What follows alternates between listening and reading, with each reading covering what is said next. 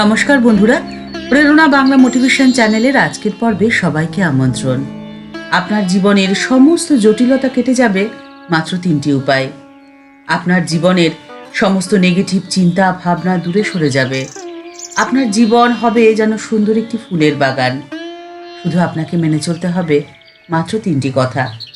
প্রথম, আপনার আমিকে চিনতে হবে। আপনার অন্তরে যে শক্তি রয়েছে তা 5টি ভাগে বিভক্ত। প্রথম চিত, দ্বিতীয় আনন্দ, তৃতীয় ইচ্ছা, চতুর্থ জ্ঞান এবং পঞ্চম কর্ম।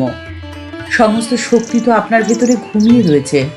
ঠিক যেমন বিরাট বট গাছের সমস্ত শক্তি লুকিয়ে থাকে তার ছোট্ট একটি বীজের মধ্যে। প্রয়োজন হয় উত্তাপ জল আর মাটির, তবেই সেই বীজের অঙ্কুরোদ্গম হয়ে ক্রমে বিকশিত হয় একটা বিরাট বটগাছ রূপে। আপনার অন্তরের সমস্ত শক্তির বহির্মুখী প্রকাশই হলো সৃষ্টি। আপনি যদি আপনার আমিকে চিনতে পারেন, তাহলেই তো ক্রমে বিকশিত হবেন সেই বিরাট বটগাছ রূপে। দ্বিতীয় উপায়, আপনার আমিকে চিনতে যত বাধাই সামনে আসবে, সমস্ত বাধাকে আপনাকে অতিক্রম করে এগিয়ে যেতে হবে। আপনার সামনে বাধা হিসেবে কি এসে দাঁড়ায় বলুন তো? তা হলো মায়া। মা বলছেন, মহামায়ার মায়ায় সব আবৃত। মহামায়া যদি পথ ছেড়ে না দেন, তবে তো কিছু হওয়ার নয়। মায়ার রয়েছে 5টি প্রকারভেদ। প্রথম কলা, যা ঈশ্বরের সমস্ত কর্তৃত্বকে খর্ব করে রাখে। দ্বিতীয় বিদ্যা, যা সীমিত করে রাখে ঈশ্বরের সর্বজ্ঞ ক্ষমতা। তৃতীয় রাগ, এর মধ্যে দিয়ে বাধা পায় ঈশ্বরের পূর্ণত্ব। চতুর্থ কাল, ঈশ্বর নিত্য আর তার নিত্যত্বকে ক্ষুণ্ণ করে রাখে কাল। আর পরিশেষে পঞ্চম হলো নিয়তি।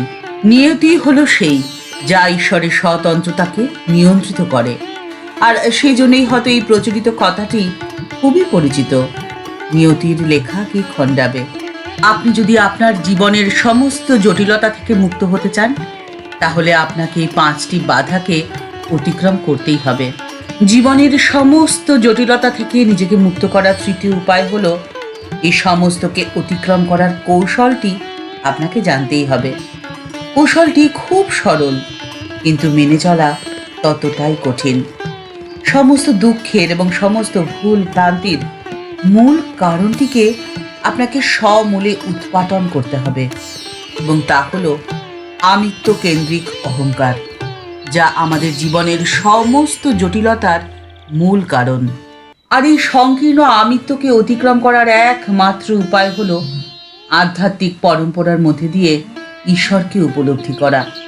উত্তর কলকাতার নরেন্দ্রনাথ দত্ত, নরেন, তিনি যদি তার আমিত্বকে উপলব্ধি করতে না পারতেন, তাহলে আজকের গল্পটা হতো অন্যরকম। রামকৃষ্ণ মঠ ও মিশনের হয়তো কোনো অস্তিত্বই থাকতো না। ঠাকুর শ্রী রামকৃষ্ণ পরমহংসদেবের সঙ্গে দেখা হওয়ার আগে নরেন ছিল পাশ্চাত্য শিক্ষায় শিক্ষিত। তিনি জানতেন, do not accept anything without evidence. প্রমাণ ছাড়া তিনি কিছু বিশ্বাস করতেন না। তিনি মানতেন না, পছন্দ করতেন না হিন্দুদের মূর্তি পুজো, পছন্দ করতেন না জাতিভেদ প্রথা, ছুঁতমাগ, বাল্যবিবাহ, নারী শিক্ষায় অবহেলা এবং নানা রকম কুসংস্কার তিনি একদমই অপছন্দ করতেন। সেজন্য তিনি ব্রাহ্ম সমাজে যোগদান করেছিলেন। তিনি ছিলেন জিতেন্দ্রীয়, সত্যবাদী। সত্যের প্রতি তার ছিল দারুণ প্যাশন। তিনি যা সত্য বলে বিশ্বাস করতেন, তা যদি কেউ পরিবর্তন বা বিরোধিতা করার চেষ্টা করত, তিনি তার বক্তব্যকে তুমুল তর্ক করে বা যুক্তি দিয়ে কেটে দেওয়ার চেষ্টা করতেন। তার বৌদ্ধিক জ্ঞান এবং বাগ্মিতা সবাইকে স্তব্ধ করে দিত। এই ব্যাপারে তিনি নিজের গুরু ঠাকুর শ্রী রামকৃষ্ণ পরমহংসদেবকেও রেহাই দেননি।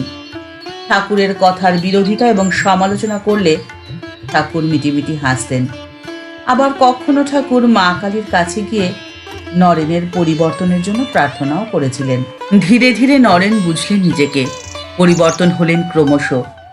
তার পরিবর্তনের 4টি কথা আপনাদের সাথে শেয়ার করে নিলাম।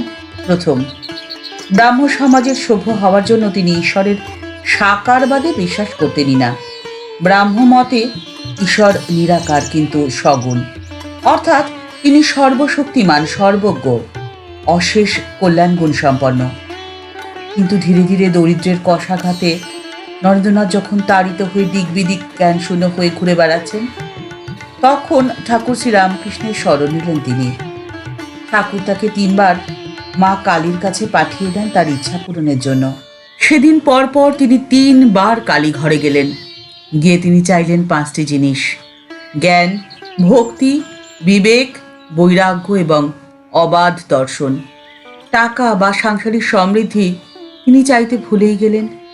নরেন্দ্র মা কালীকে মানলেন এবং সারা রাত মা টং হি তারা গান গেয়ে ঠাকুরের ঘরে সেদিন ঘুমিয়ে পড়েছিলেন। আর সেদিন হয়েছিল ঠাকুরের জয়, কারণ ঠাকুর জানতেন যে নরেন তাঁর বাণী বহন করবে, যা সর্বভাবের বাণী। দ্বিতীয় পরিবর্তন, নরেন্দ্র গুরুবাদ মানতেন না, কিন্তু ঠাকুরকে তিনি গুরুরূপে গ্রহণ করে তার স্তব রচনা করলেন। তৃতীয়, নরেন্দ্র অবতারবাদে বিশ্বাস করতেন না। তিনি মানতেন না অবতার বলে কেউ হতে পারে, কেউ আসতে পারে ধরণীতে। কিন্তু সেই তিনিই রচনা করেছিলেন ঠাকুরের প্রণাম মন্ত্র। লিখেছেন, ওং স্থাপকায় চ ধর্মস্য সর্বধর্ম স্বরূপিণে অবতার বরিষ্ঠায় রামকৃষ্ণায় তে নমঃ। আর চতুর্থ পরিবর্তন, যে নরেন্দ্র অদ্বৈতবাদে বিশ্বাসী করতেন না, সেই নরেনই পাশ্চাত্য এবং প্রাচ্যে অদ্বৈতবাদ প্রচার করেছেন। তিনি উপনিষদের মুনি ঋষিদের একসময় বিদ্রূপ করতেন। ঠাকুরকে ঠাট্টা করে বলেছিলেন, ঘটিটাও ব্রহ্ম আবার বাটিটাও ব্রহ্ম, তাই কখনো হয় নাকি? ঠাকুর কিছু না বলে সহাস্যে কি গো বলে নরেনকে শুধু স্পর্শ করেছিলেন। তার ফলে নরেন বাড়ি ফিরে দেখছেন ভাত চৈতন্যময়, নিজের মা তিনিও চৈতন্যময়, রাস্তার গাড়ি চৈতন্যময়, হেদুয়ার রেলিং তাও চৈতন্যময়। তখন বিবেকানন্দ বুঝেছিলেন এই অদ্বৈতের অনুভূতি আমাদের মনি ঋষিদের মাথার ভুল নয়, এটি বাস্তবিক সত্য। আর এই সত্যের অনুভূতি নরেনকে চিনিয়েছিল তার নিজেকে।